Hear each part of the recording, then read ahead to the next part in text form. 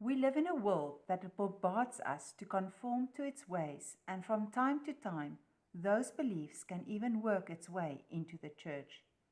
Paul encourages us not to let anyone rob us of the new life God gave us, Colossians 2 verse 8, through a shallow and misleading philosophy.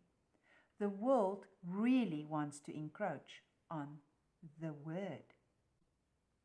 Colossians 2 verse 18, let no one who delights in false humility and the worship of angels tell you that you don't deserve a prize.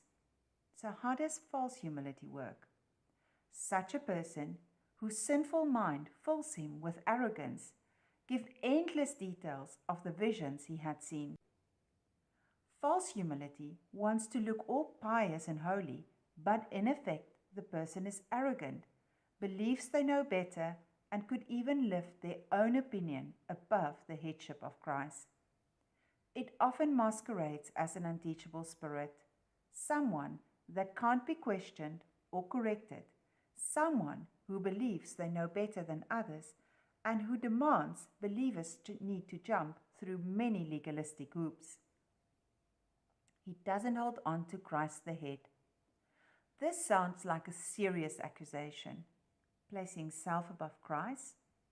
There are many instances throughout the Bible where kings or rulers considered themselves to be gods.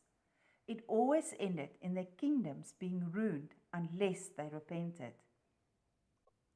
Colossians 2:23. These things look like wisdom with their self-imposed worship, false humility, and harsh treatment of the body, but they have no value for holding back the constant desires of your corrupt nature. Sound biblical truth affirms that Christ is the head of the church. Colossians 2 verse 19. Christ makes the whole body grow as God wants it to, through support and unity given by the joints and ligaments.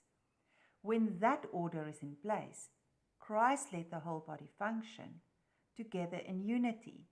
The joints and ligaments is a picture of different believers all working together despite their different denominations or gifts, and acknowledging the value each part brings, even though different. Your whole body are impacted when one part is out of alignment. I remember developing really strong arm muscles while I was hopping around at school because I tore a ligament in my foot.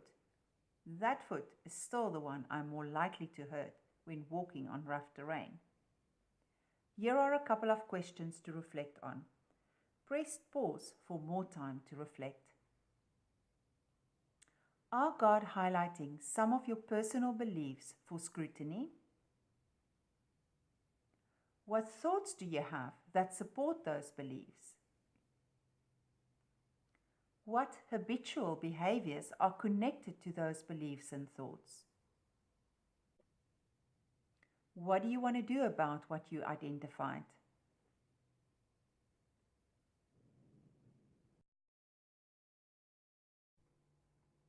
Dear friend, listen to how Jesus answered the disciples when they wanted to know who is the greatest in the kingdom of heaven. Matthew 18 verse 3. I can guarantee this truth. Unless you change and become like little children, you will never enter the kingdom of heaven. Whoever becomes like this little child is the greatest in the kingdom of heaven. Jesus invited a little child to come stand in their midst so that the disciples might understand how little they need to become.